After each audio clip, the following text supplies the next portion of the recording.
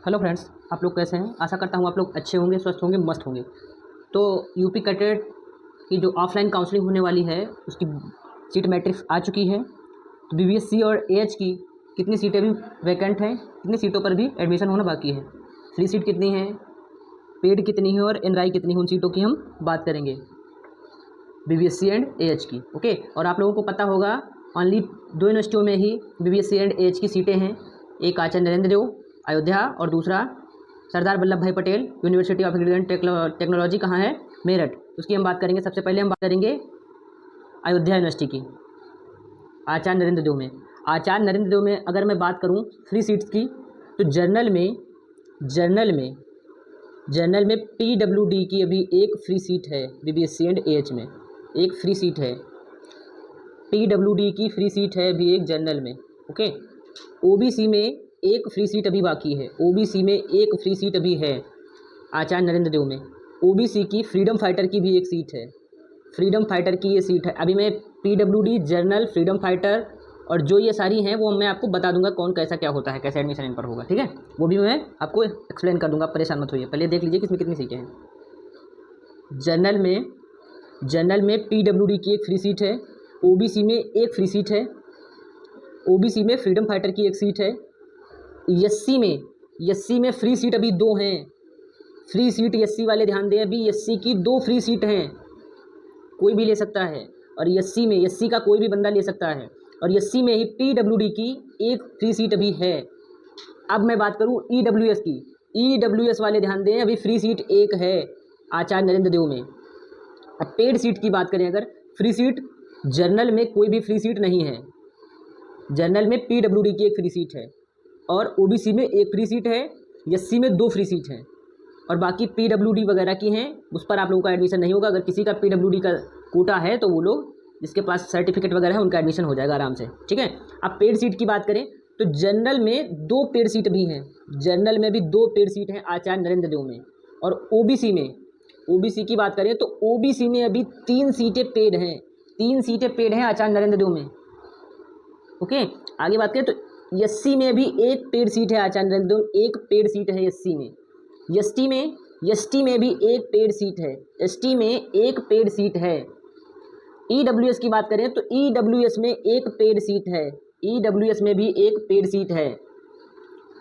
EWS का अगर university employment किसी का है, यूनिवर्सिटी एम्प्लॉयमेंट का किसी के पास सर्टिफिकेट है तो उसके लिए भी एक पेड सीट है, पेड सीट बीबीएससी की है।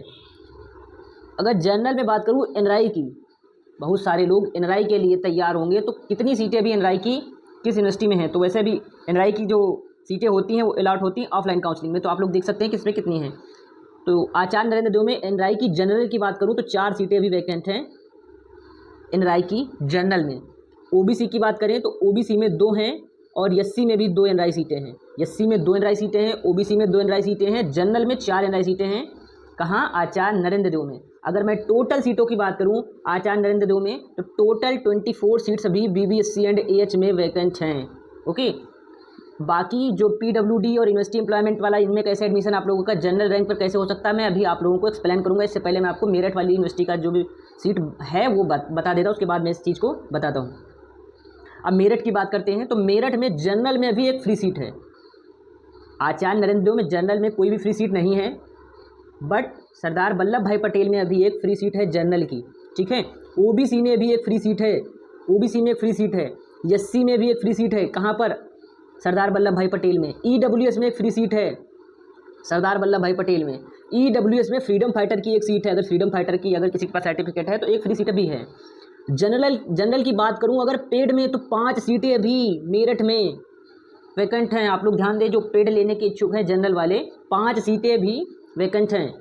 ओबीसी की बात करें तो ओबीसी में 2 पेड सीट अभी वैकेंट हैं। एससी में पीडब्ल्यूडी की एक पेड सीट है, पीडब्ल्यूडी की एक पेड सीट है एससी में। ईडब्ल्यूएस की बात करें तो पेड में एक ईडब्ल्यूएस की सीट है, ईडब्ल्यूएस की एक सीट है। जनरल में बात करें एनआरआई की, अगर मैं एनआरआई की बात करूं तो 4 एनआरआई सीटें कहाँ हैं, सरदार वल्लभ भाई पटेल में, और 4 ही एनआरआई सीटें हैं आचार्य नरेंद्र देव में। टोटल 8 एनआरआई की सीटें हैं, ठीक है, जिसमें 4 आचार्य नरेंद्र देव में जनरल की हैं और 4 सरदार वल्लभ भाई पटेल में जनरल की हैं। 8 सीटें जनरल की हैं। एससी की बात करूं तो 2 सीटें यहाँ एनआरआई की हैं और 2 सीटें आचार्य नरेंद्र देव में हैं। टोटल एससी की 4 सीटें एनआरआई की हैं। अगर मैं ओबीसी की बात करूँ तो यूनिवर्सिटी एम्प्लॉयमेंट की 1 एनआरआई सीट बची हुई है। यूनिवर्सिटी एम्प्लॉयमेंट में एनआरआई की 1 सीट है ओबीसी में, और एससी की बात करूं तो उसमें मैंने बता दिया 2 सीटें हैं, और एसटी में भी 1 सीट वैकेंट है। ये टोटल सीटों की बात करें अगर तो 22 सीटें भी यहाँ भी वैकेंट हैं। तो टोटल 24 आचार्य नरेंद्र देव में हैं और 22 मतलब कि 46 सीट्स अभी वैकेंट हैं। कहाँ? दोनों यूनिवर्सिटियों में मिला करके 46 सीटें अभी वैकेंट हैं। ओके, तो ये चीज़ आपको समझ में आएगी। आप देख सकते हैं बहुत सारी सीटें हैं अभी वैकेंट हैं। जनरल में भी हैं, एससी में भी हैं, ओबीसी में भी हैं, यूनिवर्सिटी एम्प्लॉयमेंट में भी हैं, ईडब्ल्यूएस में भी हैं, और एसटी वालों के लिए भी सीटें खाली हैं। एनआरआई की अगर बात करूँ, जो लोग एनआरआई के बहुत ज़्यादा इच्छुक हैं, तो जनरल में 8 हैं, ओबीसी में 3 हैं, एससी में 4 हैं, एसटी में 2 हैं। ये ध्यान रखिएगा, ये एनआरआई सीटें हैं। ठीक है, अब हम बात करते हैं जो यूनिवर्सिटी एम्प्लॉयमेंट हैं, फ्रीडम फाइटर की सीटें हैं, ये फ्रीडम फाइटर वगैरह की सीटें हैं, पीडब्ल्यूडी की सीट है, यूनिवर्सिटी एम्प्लॉयमेंट की सीट है। ये आप जनरल वालों को कैसे मिलेंगी, ये सीटें कैसे कन्वर्ट होंगी? तो ये सीटें अभी आप लोगों को नहीं प्रोवाइड करवाई जाएंगी। अगर ये सीटें बचती हैं तो ये सीटें स्पेशल काउंसलिंग जो होगी, स्पेशल काउंसलिंग होगी, उसमें क्या होगा, ये सारी सीटें कन्वर्ट कर दी जाएंगी। किस में कन्वर्ट करी जाएंगी? अगर एससी की कोई भी फ्रीडम फाइटर की सीट है और उसमें एससी का कोई फ्रीडम फाइटर का नहीं है, तो वो सीट एससी के जनरल में कन्वर्ट करी जाएगी, वो एससी के बिना फ्रीडम फाइटर वाले को दी जाएगी। अगर वहाँ एससी का नहीं है, कोई रहता है स्टूडेंट, तो वो सीट ओबीसी में कन्वर्ट करी जाएगी। अगर वो ओबीसी में नहीं रहता है तब वो जनरल में कन्वर्ट कर दी जाती है। इस तरीके से स्पेशल काउंसलिंग में सारी सीटें जनरल में कन्वर्ट करी जाती है। वहाँ पर अगर थोड़ी कम ज़्यादा भी रैंक है तो आप लोगों को वहाँ पर सीट मिलने के चांस ज़्यादा रहते हैं। तो आप लोग देख सकते हैं कितनी सीटें अभी वैकेंट हैं। तो आप लोगों को जानकारी कैसी लगी? अगर जानकारी अच्छी लगी हो तो हमारे वीडियो को लाइक करें और चैनल को सब्सक्राइब करें। और आप लोगों को इधर उधर किसी भी चैनल पर भटकने की आवश्यकता नहीं है। इसी चैनल ऑनलाइन एग्रीकल्चर लवर्स पर ही आपको सारी जानकारी टाइम से ही पता चलती रहेंगी। थैंक यू दोस्त, मिलते हैं अगली जानकारी के साथ।